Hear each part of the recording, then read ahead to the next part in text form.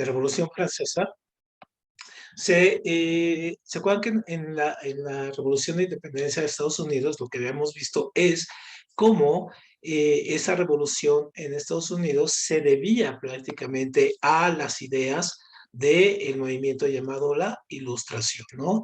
Y que la Ilustración tenía dos grandes banderas. Por un lado tenía la bandera de la razón, ¿no? Y por otro lado la de la libertad. Y decíamos que en la razón no utilizaba, también se le conoce como racionalismo, teníamos esta cuestión de todo la fe, ¿no? Versus la razón. Y era prácticamente para quitarle el poder a la iglesia y por otra parte también a la monarquía. Y la parte de la libertad tuvimos era la libertad económica, la libertad política, la libertad de expresión, de todo, de circulación, de todo tipo. Y entonces eran las dos grandes banderas ahí que se tenían que tener. Entonces la ilustración fue un movimiento que logró que en 1776 no se iniciara la revolución de independencia de Estados Unidos, o solamente pueden llamarle también independencia de Estados Unidos, porque revolución también a veces les cuesta un poco ahí los dos conceptos. Entonces la independencia de Estados Unidos prácticamente es el primer gran momento donde la burguesía, es decir, esta clase social creada a partir del comercio, toma el poder. Entonces, obviamente, esto en Estados Unidos, pues va a generar lo que, bueno, lo que hoy sabemos que es Estados Unidos. Es un país muy poderoso, ¿no? Que tiene todas las financieramente, económicamente, cultural y militarmente, es un país bastante rico. Entonces, este primer éxito de la ilustración, pues va a llegar también a Francia. Y entonces Francia va a ser muy curioso cómo va a llegar el asunto, sobre todo porque Francia está muy ligado a la independencia de Estados Unidos. Es decir, el rey francés lo que hizo en un error que le va a costar muchísimo, el rey en este caso de Francia, que era en este caso Luis 16, Luis 16 le va a pasar que él va a apoyar colonos, a los colonos ingleses en la guerra de independencia de Estados Unidos. Los apoya a él, ¿no? Entonces esto es muy, muy curioso porque finalmente cuando los norteamericanos, en este caso los colonos, se liberan de Inglaterra, deciden no darle ningún apoyo, ninguna retribución ni nada. Entonces, obviamente, el rey de Francia gasta mucho de los recursos públicos, los gasta con los franceses, con los ingleses, que al final de cuentas no le van a retribuir nada. Entonces, eso hace que Francia quede en una crisis económica muy fuerte, un déficit estatal, es decir, ni siquiera cobrando los impuestos tenía en este caso dinero el gobierno, y por consecuencia van a empezar a subir los precios. ¿Por qué suben los precios? Porque comienzan a escasear, es decir, comienza a haber menos y los poquitos que hay, pues, se empiezan a cotizar muy fuerte. Entonces, obviamente, al rey de Francia, pues le sale muy mal la tirada, ¿no? Pero no nada más eso. Ya con las ideas de la ilustración muy bien establecidas, obviamente va a haber que el rey, ¿no? El rey para poder sacar dinero va a querer hacer una reforma fiscal, es decir, para cobrar más impuestos, pero ¿a quién afecta esta reforma fiscal? Pues a los pobres y a los burgueses. Y entonces, obviamente, ellos se oponen a esto. Luego también está este deseo de la burguesía por acceder al poder. ¿Por qué? Pues porque obviamente ellos son los que quieren quitar a la monarquía y quitar, en este caso, también a la iglesia del poder y poder ellos hacer sus propias reformas, en este caso, fiscales. Entonces, obviamente, este es digamos que es un poco como lo que está pasando aquí en México en la actualidad, es decir, dos clases sociales completamente antagonistas, ¿no? Peleándose el poder.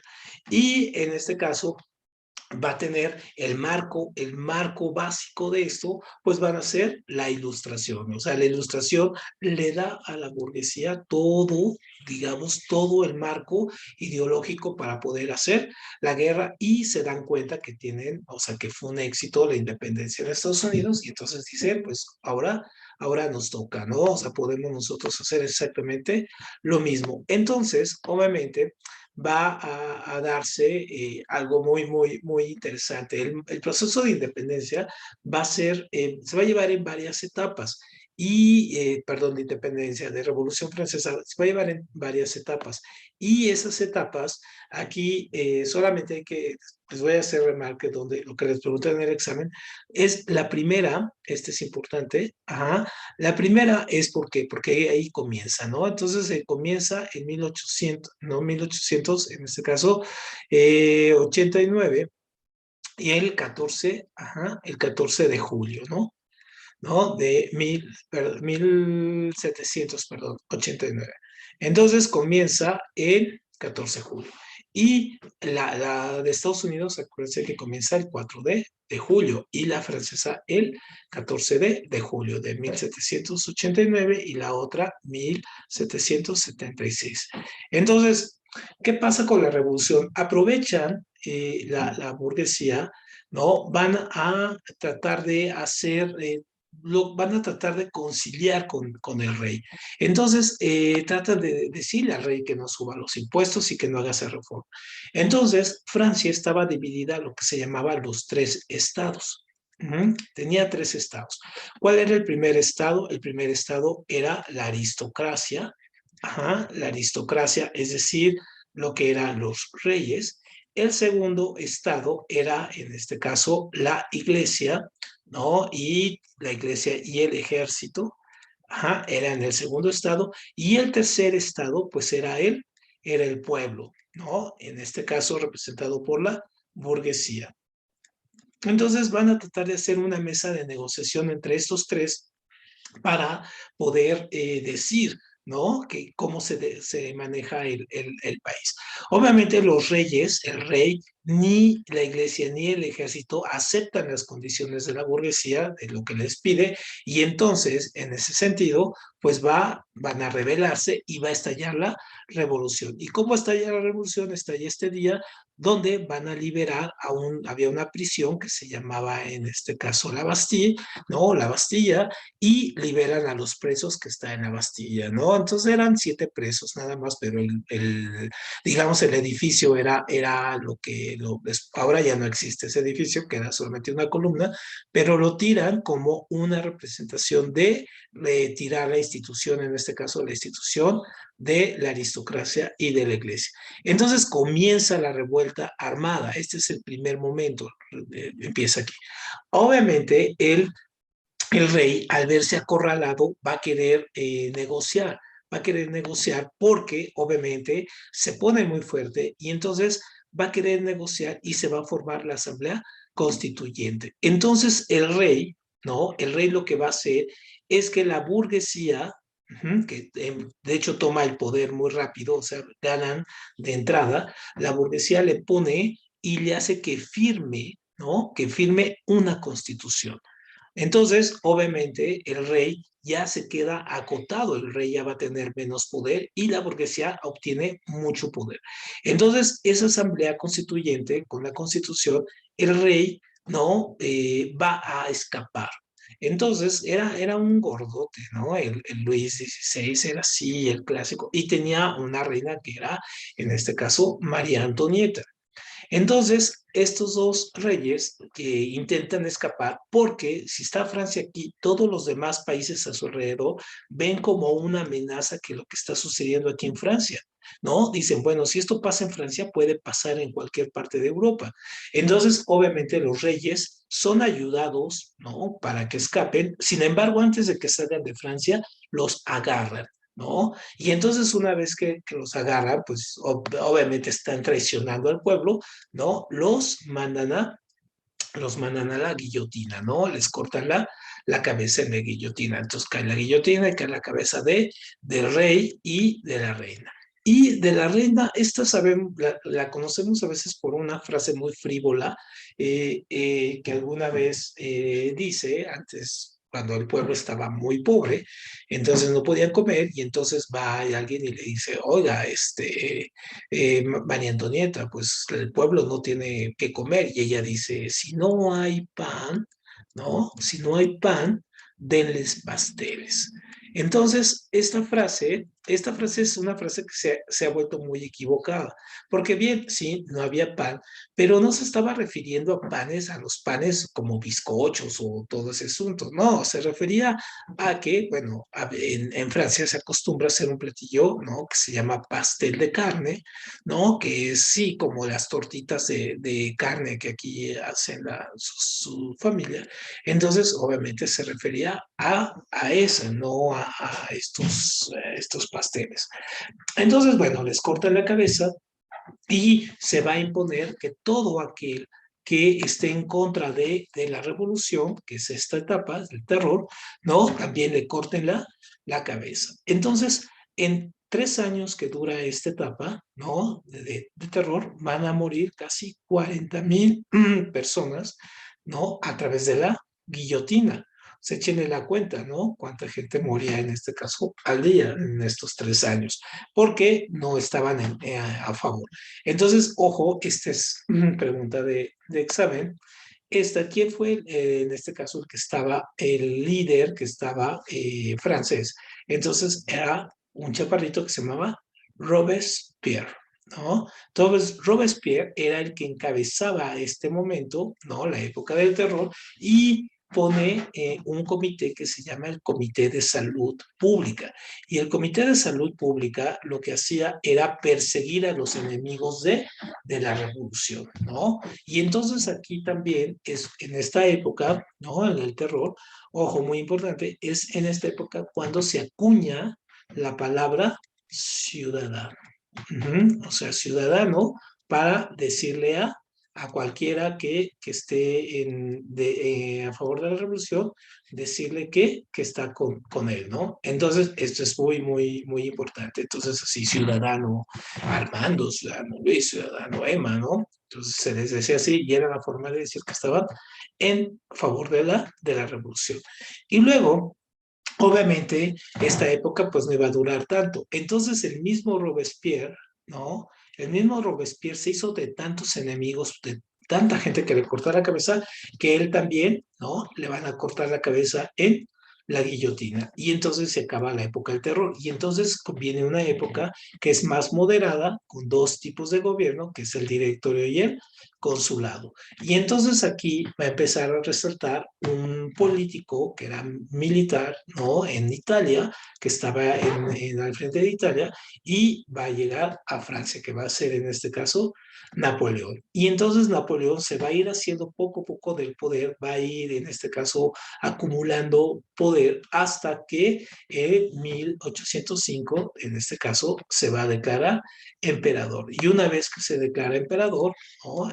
Aquí en 1805, ¿no? Entonces, en ese momento realmente es cuando la Revolución Francesa, o sea, todo lo que estaba aquí en Francia, va a empezar a llegar a otros lugares, por ejemplo, a Austria, a Prusia, ¿no? A Inglaterra, a España, Portugal, ¿no? A Italia. Es decir, empieza a tratar de expandir lo que se había logrado con la Revolución Francesa. Porque si bien se declara emperador, ¿no? Y si bien la Revolución Francesa estaba en contra de las monarquías, en este caso lo que hace Napoleón es estar a favor de la burguesía, es decir, no les va a hacer la guerra, los declara sus aliados y entonces decide extender todo lo que se logró en la Revolución Francesa a partir de las burguesas a llevarlo a toda Europa y quitar a todos los reyes, ¿no? O sea, a la burguesía de toda Europa la va a llevar.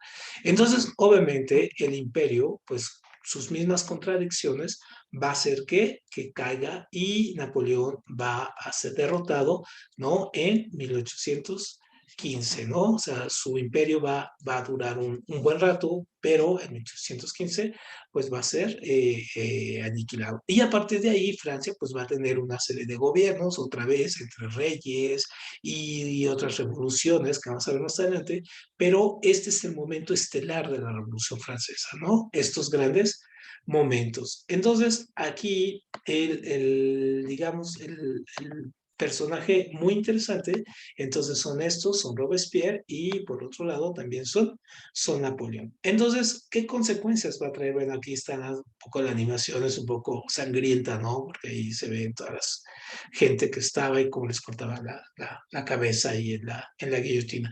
¿Nunca han ido ustedes al Museo este de las Torturas, el que está ahí en el centro?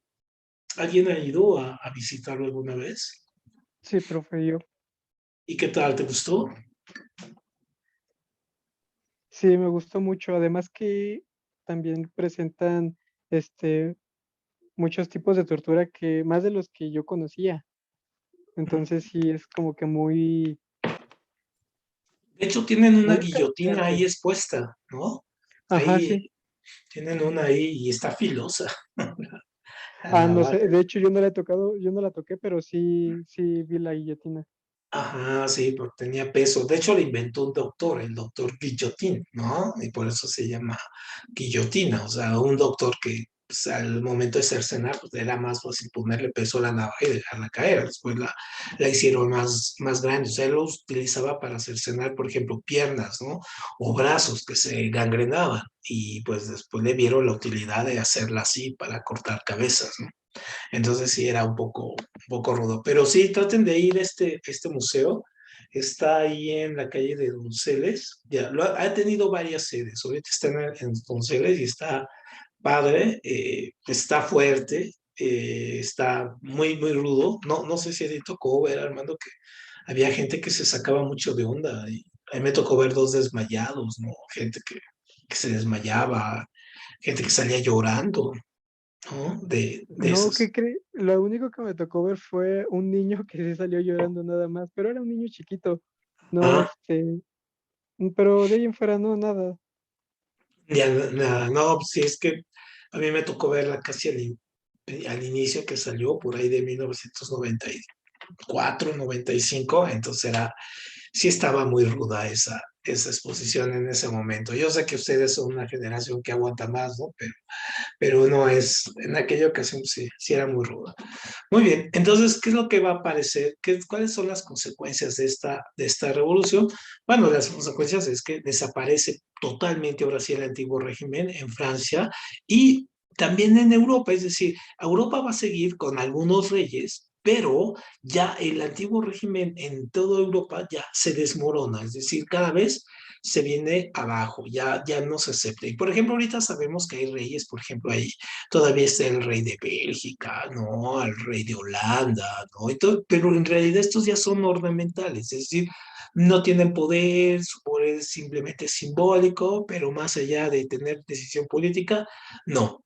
Y se van a imponer las monarquías constitucionales, esto se va a poner mucho de moda, y las monarquías constitucionales es donde un rey, ¿no? Tiene que tener una constitución, o sea, el rey no es absoluto, sino que sigue una constitución. Y entonces los casos que nosotros conocemos más sonados, por ejemplo, es en España, ¿no? Y es en Inglaterra, donde tenemos a la reina y al rey de España, pero ellos no gobiernan. En España gobierna realmente el presidente y en Inglaterra es el primer ministro, son los que realmente tienen el poder. Estos son solamente ornamentales, ¿no? Ahí.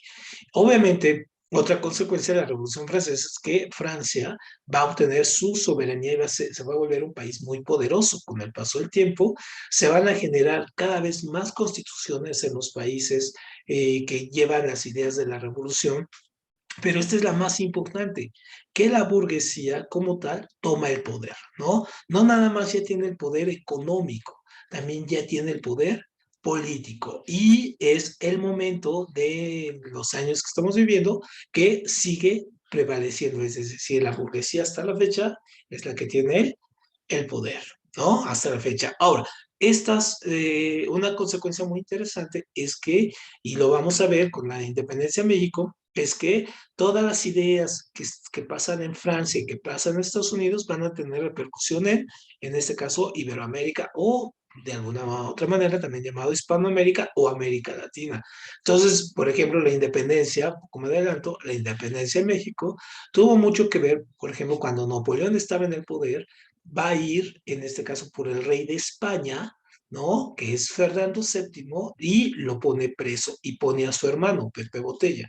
Entonces, al no haber un rey legítimo en España, en América, comienzan a rebelarse ante esa falta de autoridad. Entonces, este es el germen de lo que va a ser las independencias en América Latina, porque van a salir como efecto dominó, van a empezar a surgir los países independientes casi al mismo tiempo. Aunque después regresó el rey cuando ya no estaba Napoleón, obviamente ya no tiene la misma fuerza y ya el movimiento aquí ya estaba muy avanzado, entonces ya no se pudo hacer.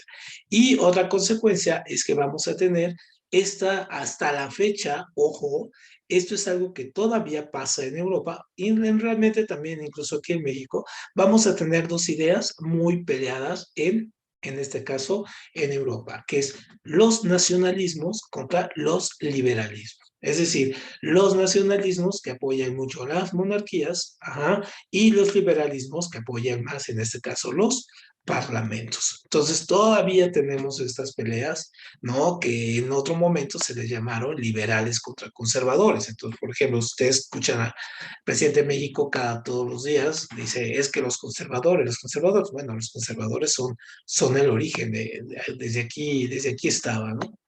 Muy bien, entonces, este es un poco el mapa de Napoleón, en realidad, ya de lo que dominó Napoleón. Entonces, por ejemplo, a Napoleón casi siempre se le ha ridiculizado que por el tamaño y todo. En realidad, Napoleón era una persona que medía 1,66, ¿no? O sea, bajito, bajito no era. Pero sobre todo, ojo, hay que tomar en cuenta que esta era la estatura promedio, ¿no? De los años, es decir, si tomamos en cuenta que ahora con la alimentación, las cosas un montón de cosas que tenemos, factores, este caso hasta climáticos y todo, la estatura hemos crecido, ¿no? Por ejemplo, los chinos han crecido de 30 años casi 20 centímetros, nada más de cambiar su alimentación. Entonces, los franceses, su estatura promedio ahora es como de 1,72, ¿no? O sea, tampoco son tan altos. Y en el momento que le toca a Napoleón, en 1800, pues estaba en el promedio. ¿Por qué la idea de verlo tan chiquito? O sea, decir de hacerlo como menos. Bueno, pues porque fue un tipo que en realidad trató de dominar toda Europa. Si nos vemos aquí, vean todo esto era de Francia, ¿no? Parte de lo que hoy es Polonia, parte de lo que era Alemania, partes de Italia, o sea, estaban bajo el dominio total. Perdón. Luego, los países en naranja, o sea, estos, ¿no? También estaban bajo su dominio porque había puesto ahí gobernantes, o sea, ¿qué los había puesto, ¿no? En toda esta parte. Se había puesto ahí o reyes o príncipes que le rendían a Napoleón, es decir, tenía controlado todo ese lugar. Y luego, estos países en amarillo, por ejemplo, el Imperio Austrohúngaro y parte de Polonia, pues también los tenía dominados porque habían hecho pactos con él, ¿no? Hasta acá arriba, hasta Dinamarca. Solamente los países, en este caso con verde, en este caso el principal es Inglaterra, y este es súper muy importante esto que vamos a ver, y los rusos, ajá, y Rusia son, que ahorita está muy de moda, y lo que acá es también las repúblicas eslovacas, ¿no? Y Portugal son países que se oponen. Y entonces estos países que se oponen a Napoleón hacen lo que se llama alianza, ajá, la Santa Alianza. Y entonces la Santa Alianza son estos países aquí en verde que van a tratar de pelear contra Napoleón para poder no llevar o los beneficios de la Revolución Francesa. Ahora, Inglaterra, aquí lo vemos, Inglaterra es una isla. Por lo tanto, ser una isla le cuesta mucho trabajo a todos los países que han luchado contra Inglaterra, les cuesta trabajo pelear con ella porque está muy protegida. Inglaterra tiene pero una gran flota naval, ¿no? Tiene muchos barcos. De hecho, es la Real, ¿no? Fuerza Marina, Fuerza Naval de Inglaterra. Entonces, obviamente, conquistarla por el mar, imposible, ¿no? Es muy difícil. Hitler la trató de conquistar bombardeo y también le fue muy difícil. Entonces, ¿qué es lo que pasa? Que mientras el continente estaba, y esto es muy importante, mientras el continente estaba en pelea, ¿no? Estaban peleándose aquí, había guerras por aquí, ejércitos acá, estos estaban en paz. Es decir, no había una guerra aquí, ¿no? Y entonces esto hizo que estos dejaran de producir cosas por estar haciendo la guerra, y entonces Inglaterra comenzó el proceso que después se le va a conocer como revolución industrial. ¿Por qué? Pues porque estaban en paz y pudieron ellos, en este caso, agarrar y producir toda la alimentación, armas y bienes que necesitaban sus aliados aquí en Europa, ¿no? Entonces, esto es muy importante a la hora de analizar la Revolución Francesa. Y a Napoleón lo quisieron ver menos porque al ser un gran conquistador, obviamente le pegaban en el ego diciéndole que era pequeño, ¿no? Que era así el pequeño dictador. Entonces, obviamente, esto salió después incluso de su muerte. Empezó la leyenda de que era pequeño y que era chiquito y todo. En realidad, no lo era tanto. Pero eso fue, digamos, como históricamente querer borrar su imagen, ¿no? Muy importante. Entonces, aquí, aquí vemos un poco lo que decíamos de una de las consecuencias, pero esto lo vamos a ver más con la historia de México. Una de las consecuencias directas fue que los países, en este caso latinoamericanos, comenzaran a independizarse. Entonces, aquí en este mapa, por ejemplo, vemos todos los virreinatos, ¿no? Acá está la Nueva España, ¿no? Acá está el virreinato de la Nueva Granada, ¿no? En Ecuador, aquí está el virreinato de Perú, el virreinato, en este caso, del Río de Plata, en Argentina, este era territorio del Brasil, entonces, obviamente, del Brasil de Portugal, después ahí va a surgir Brasil, y esta parte, ¿no? Incluso va a ser después peleada por los argentinos porque es una zona árida, totalmente inhóspita, ¿no? Es donde está en este caso aquí la Patagonia. Entonces, si un día tienen chance de viajar aquí, bueno, pues es una zona difícil, donde hay hielos y hay ciudades y todo, bueno, prácticamente es una ciudad es muy árida y ahí solamente ponen a pastear a vacas. Y todas estas son colonias entre francesas y holandesas e inglesas. Entonces, obviamente, las independencias van a venirse pues se van a ir sucediendo como efecto dominó, una tras otra, ¿no? Muy bien, bueno, aquí vemos las fechas, incluso, a ver, déjame borrar aquí. Aquí vemos las fechas incluso de cuándo fueron las independencias, ¿no? 1811, la de México. Estamos viendo las fechas de declaración de independencia, ¿no? No de cuándo inician, sino cuándo terminan. 1821, en el 22, en el 11, en el 25, Uruguay, en el 10, y de hecho Haití fue el primero que comenzó su independencia, pero fue el que lo terminó más tarde, hasta el 49. Entonces esos son datos ahí un poco para revisarlos más adelante, los vamos a revisar cuando vemos historia de México. Muy bien, entonces ya en el siglo XIX, obviamente ya viendo hacia adelante, decíamos que vamos a encontrarnos con que vamos a tener que todo el siglo XIX va a ser este pleito entre conservadores y liberales. Los conservadores a quienes apoyan, pues apoyan a las monarquías y apoyan a la iglesia, es decir, al antiguo ajá, al antiguo régimen. ¿Y a quién apoyan los liberales? Pues los liberales apoyan a las repúblicas, ajá, apoyan al libre mercado, y todo lo que conlleva, y realmente su interés es más de corte económico, ¿no? Y tienen como bandera a la razón. Entonces, ellos son los herederos de la ilustración. Entonces, en estos siglos, tanto en el siglo XIX, vamos a ver cómo vamos a tener, cómo se va a expresar esta lucha. Por un lado, vamos a tener otro emperador en Francia, ¿no? Que es Napoleón III, que sí es sobrino de Napoleón, ¿no? Del original.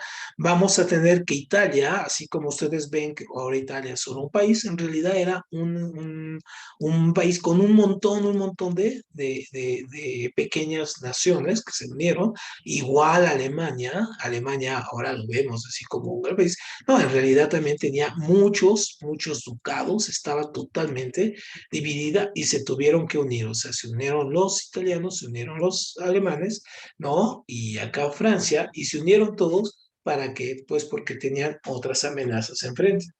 Y vamos a ver cómo también en el siglo XIX surge la revolución industrial con sus movimientos, en este caso como el ludismo, que es destruir máquinas, el cartismo es lo que les trae todos los beneficios laborales que tienen ahora los trabajadores, como vacaciones, primas, salarios, derecho a huelga, y el surgimiento de bueno, de una idea económica y social diferente, que va a ser el socialismo, en este caso el utópico de Robert Owen, y el socialismo científico de Carlos Marx, que por cierto hoy es su cumpleaños, ¿no? Hoy es natalicio de Carlos Marx. Y después esto va a derivar en unos conceptos que van a explicar la Primera y Segunda Guerra Mundial, incluso la guerra que tenemos ahorita entre Ucrania y los rusos, es esto, ¿no? Imperialismo, colonialismo y nacionalismo. Eso sería, digamos, es el esquema del siglo XIX. Entonces, aquí lo vemos. Entonces, por un lado, decíamos cómo las revoluciones, en este caso burguesas, habían llevado a que la burguesía tomara el poder. Pero ese poder no se fue dando en todas partes de manera igual. Entonces tuvimos que pasar por varios momentos para que se pudiera llegar. Entonces, en los de otros países. Entonces, por ejemplo, esto de la restauración, este es el movimiento que se le llama así cuando cae Napoleón, ¿no? Cuando cae Napoleón en 1815, se va a llamar ojo porque esta es de pregunta de examen, ¿no? Se le llama así la restauración porque se intenta de una manera provisional, es decir, no va a existir, sino vean a Francia ahora, se va a instaurar de manera provisional el antiguo régimen, ¿no? Por momentos, o sea, se van a restaurar a los reyes. Por eso se llama la restauración. Entonces, esta restauración, ¿qué es lo que quiere hacer? Bueno, pues quiere detener a la burguesía, pero ya es muy tarde porque ya están muy avanzados, y se convoca en los demás reyes, los otros reyes, aquí está Francia, y los reyes de toda Europa, se convocan a este Congreso de Viena. ¿Para qué? Pues para ver cómo paran los efectos de la Revolución Francesa, que ya vimos que no se pararon, ¿no? Que siguieron. Entonces, por una parte, todo esto es muy momentáneo, todas estas medidas van a ser muy momentáneas. Se restaura el absolutismo, es decir, a otros reyes otra vez se van a nombrar como únicos y exclusivos. A la larga esto les va a costar el puesto, ¿no? Esta restauración del viejo régimen.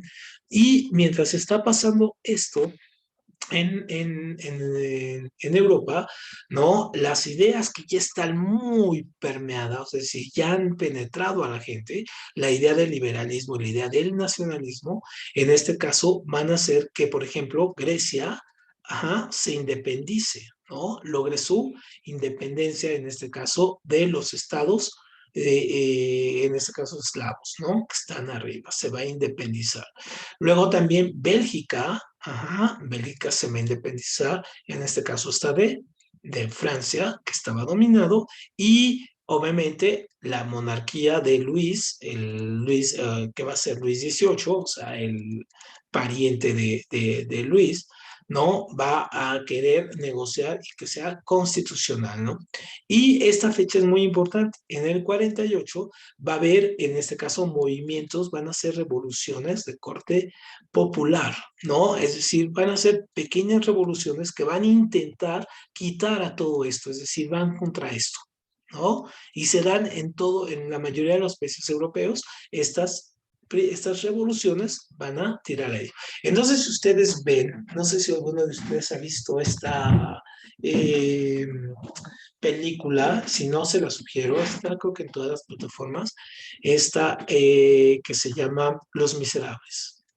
¿Mm? ¿Alguien ha visto Los Miserables? ¿La película o la obra de teatro o ha leído el libro de Víctor Hugo? ¿No? No, Nadie creo No, la... la que yo no. película nada más. La película. Tratan de ver la película, está ahí, está en todas las plataformas. Yo la he visto en Netflix, en Prime o en HBO, ¿no? Ahí está. Hay dos versiones, las dos son igual de buenas. Véanla. Y se ubica exactamente en este año, o sea, exactamente en este momento, cuando, ¿no? Hay revoluciones y el pueblo se revela a, en este caso, a los gobiernos que intentan regresar, ¿no? A las monarquías y a todo esto, y el pueblo ya no quiere regresar a las monarquías y por eso están peleando, ¿no? Ya se les hace demasiado.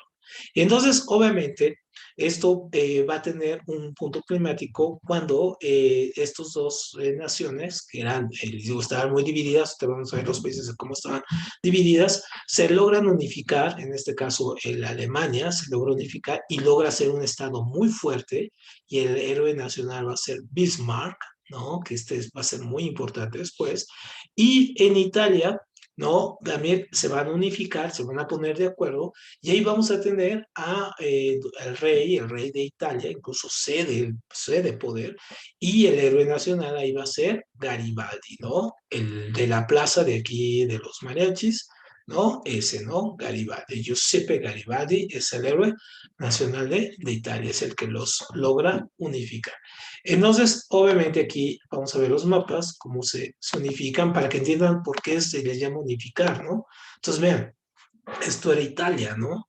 Italia antes de sus unificaciones. Entonces, si se fijan aquí, ¿cómo estaba? Por un lado, estos eran los estados pontificios, era el estado del Papa, ahí es donde estaba el Papa, estaba Cerdeña, aquí en la isla de Sicilia, donde es la mafia, ¿no? Donde surge la mafia. Sicilia, aquí es lo que es la bota, este pequeño golfo. Teníamos estos estados pontificios agregados, la Toscana, que es la parte bonita, digamos, es la parte más bonita de Italia, Parma, Venecia, ¿no? Acá esta parte de esto, Lombardía, Saboya, Piamonte, Niza, o sea, estaba en red y prácticamente estaba dividida en dos, es decir, estos eran los estados del sur y estos eran los estados del norte. Y entonces hasta la fecha están un poco divididos, es decir, es como la gente, nosotros porque vivimos aquí en la Ciudad de México y creemos que todo pasa aquí, ¿no? Pero, por ejemplo, si ustedes van al sur, van a Chiapas, la gente de Chiapas, por ejemplo, es muy diferente hasta en la comida y todo, a la gente, por ejemplo, de Monterrey.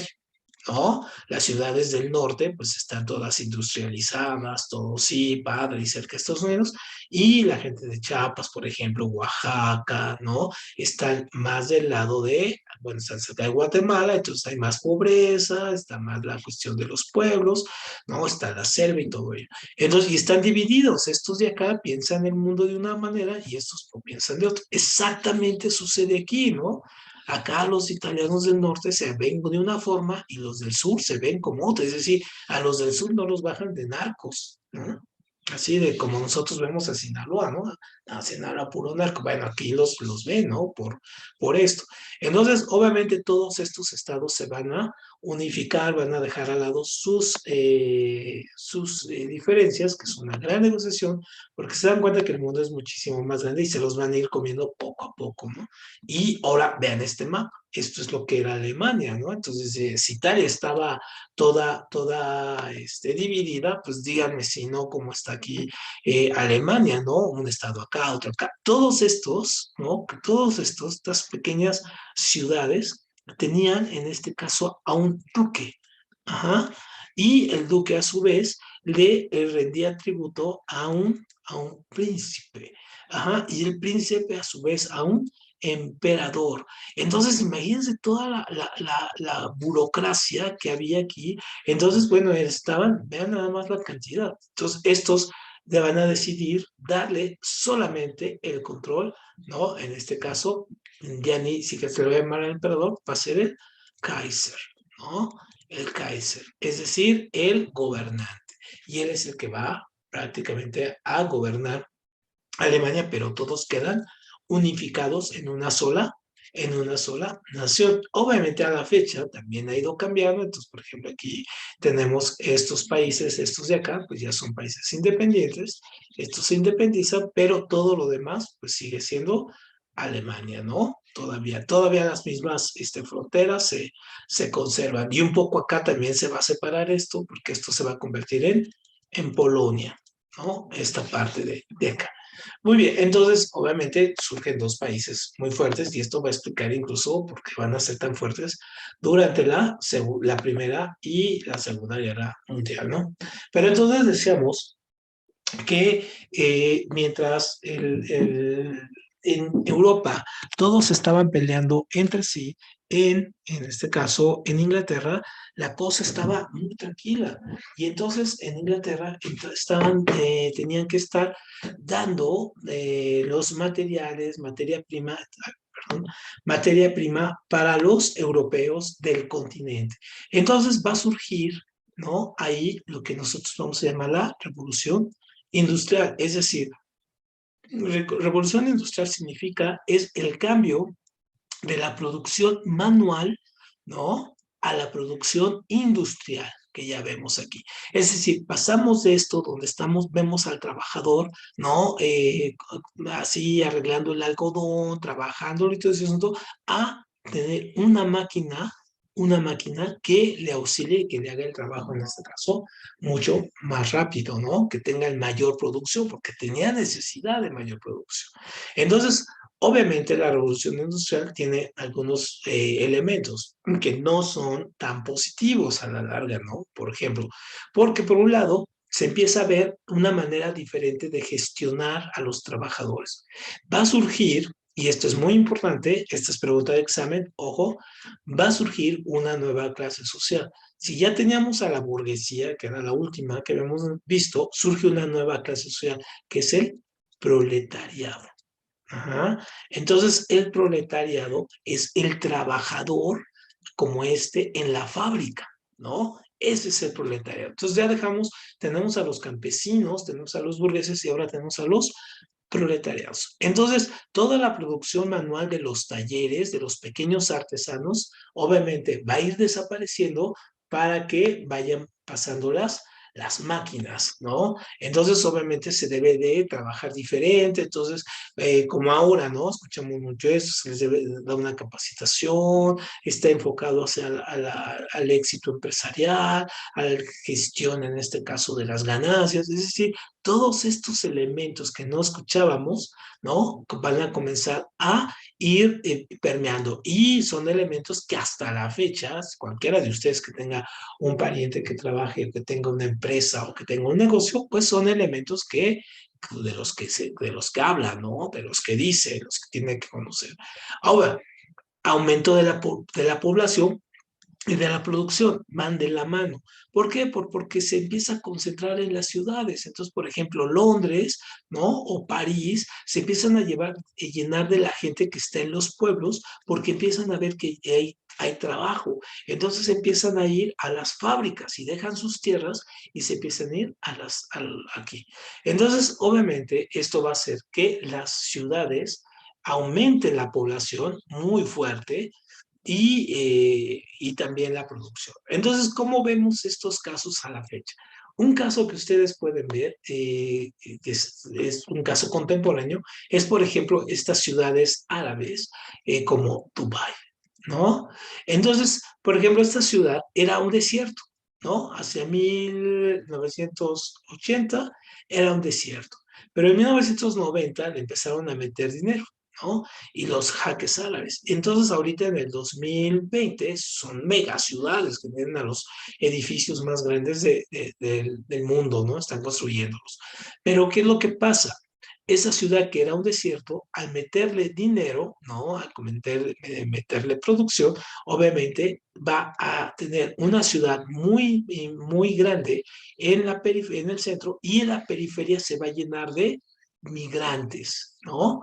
De los migrantes que son los trabajadores aquí. Entonces, lo mismo, por ejemplo, le pasó a la Ciudad de México, ¿no? La Ciudad de México, el centro se llenó, era en la ciudad y tenía algunas ciudades ricas, por ejemplo, pero todas las ciudades que vemos alrededor se van a convertir en la periferia de gente que va a llegar de Michoacán, de Oaxaca y todo esto, que van a ser los trabajadores, ¿no? Van a ser los que van a construir en realidad la ciudad. Entonces, por muchas de las ciudades, perdón, muchas de las colonias tienen barrios muy, muy antiguos con gente de comunidades, por ejemplo, michoacanas, oaxaqueñas, de Jalisco, y todo porque son los que llegaron, ¿no? En el siglo pasado. Entonces, otra cosa que define la revolución industrial, pues es esto, ¿no? Es la transformación económica, pues es decir, hay más capital, hay tecnológica, vienen las máquinas, y social es súper importante. ¿Por qué? Porque obviamente el paso de estar en tu taller, imagínense, están en un taller muy tranquilos ustedes, ¿no? Sin ruido, trabajando, bueno, tienen a sus trabajadores ahí, ustedes le enseñan, ustedes son los maestros, le enseñan a los aprendices y producen 10 sillas, por ejemplo, a la semana, ¿no?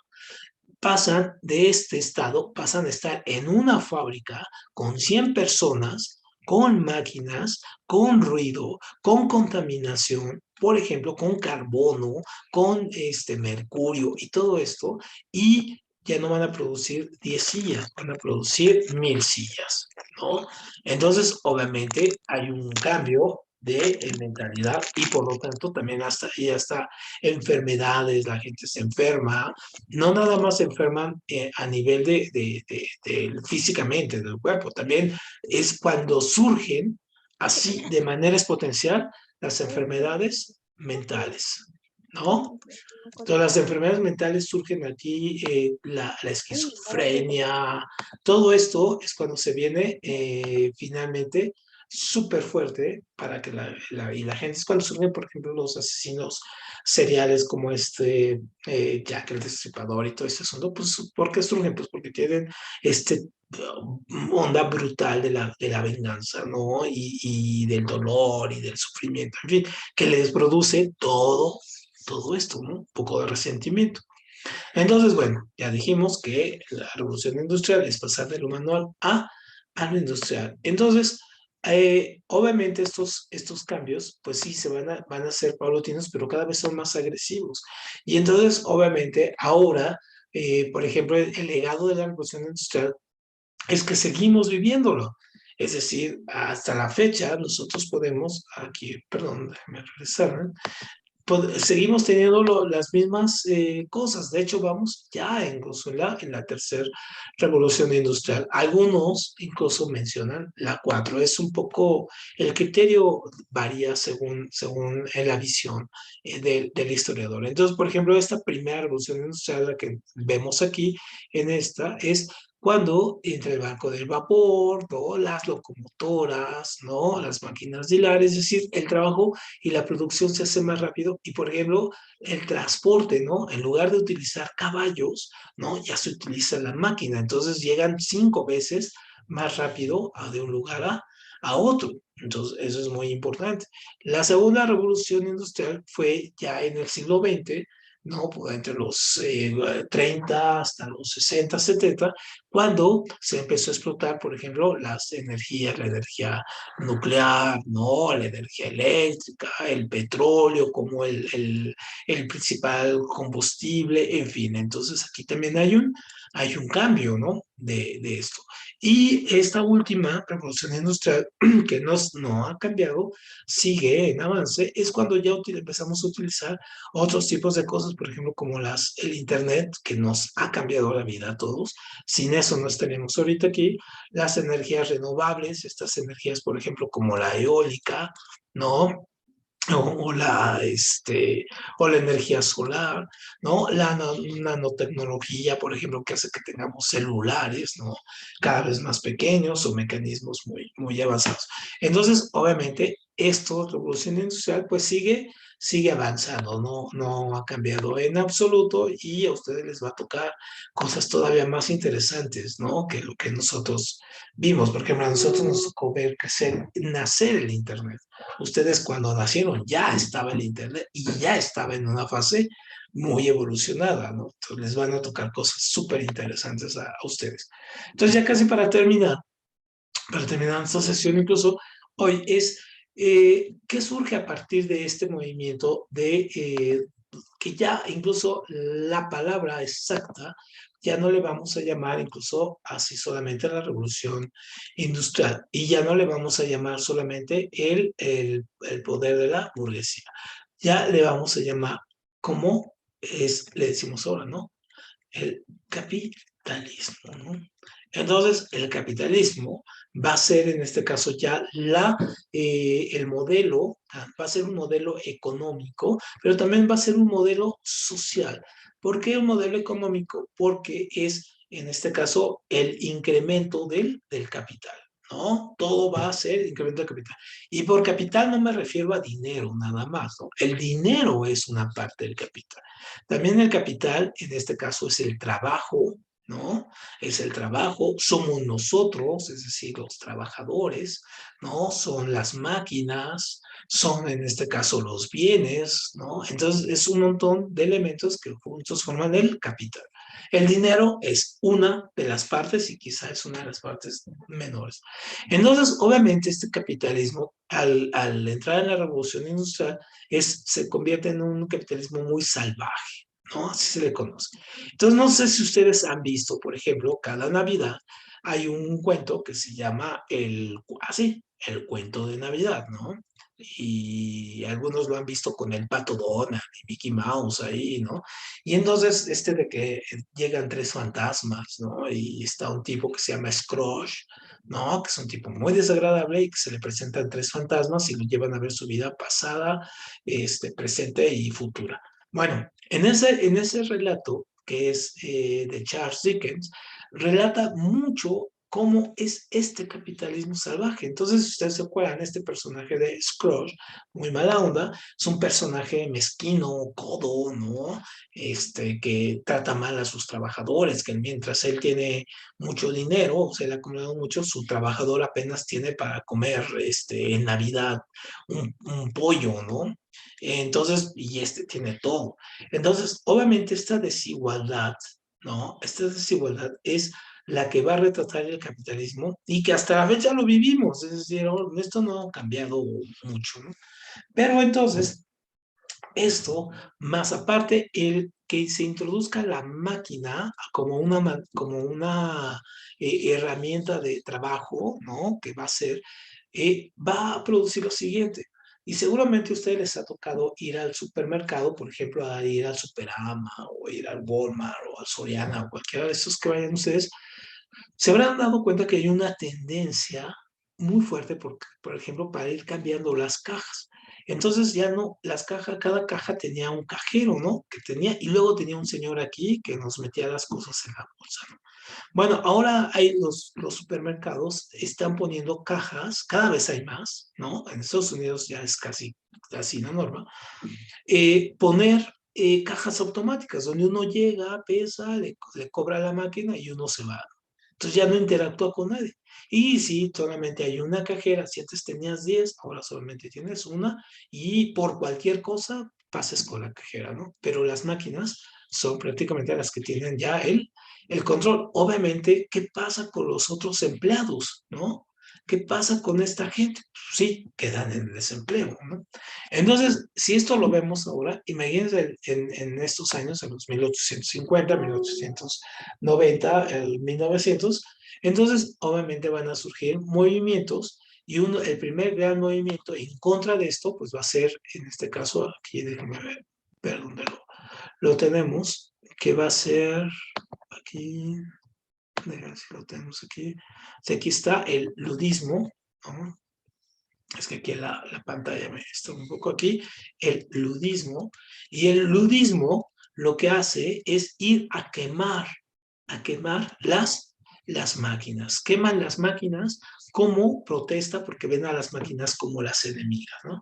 Obviamente esto a la larga pues no va a tener ninguna, no va a pasar nada, pues queman las máquinas, ponen otra.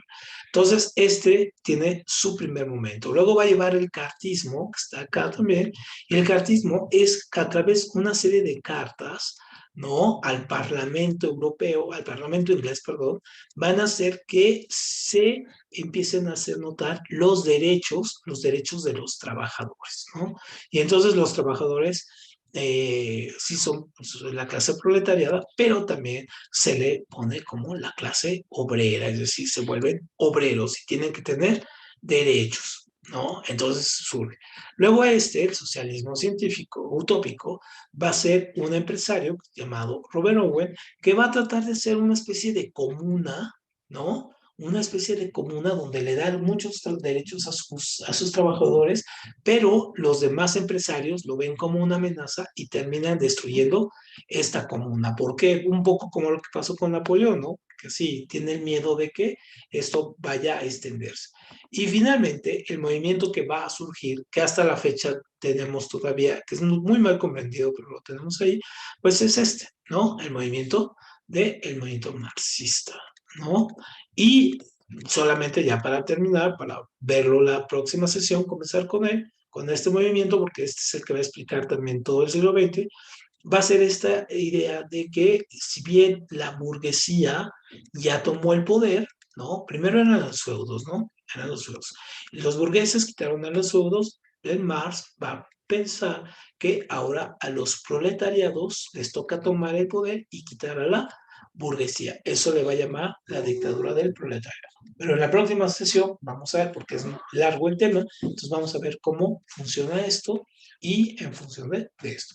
Y porque también viene en función de unas preguntas. La primera pregunta que les hacen en el examen de historia es cuál es el materialismo histórico, ¿no? Que funciona como un sistema para estudiar la historia también. Muy bien, bueno, pues con esto terminamos y espero tengan buena tarde y nos vemos el próximo miércoles para empezar con matemáticas. Acuérdense que ya estamos un poquito más fuerte. Ya nada más yo les voy a dar, digamos, la parte leve y luego viene otro compañero que les va a dar las partes ya más complicadas, más difíciles, ¿no? Pero yo los dejo así como de primera instancia y él los retoma para darles las partes ya fuertes de matemáticas. Entonces aprovechemos todavía que estamos leve. Entonces nos vemos próximo miércoles. Pasen buena tarde y al ratito les mando aquí la clase grabada. Gracias, profe. Hasta luego. Gracias. Gracias a ustedes.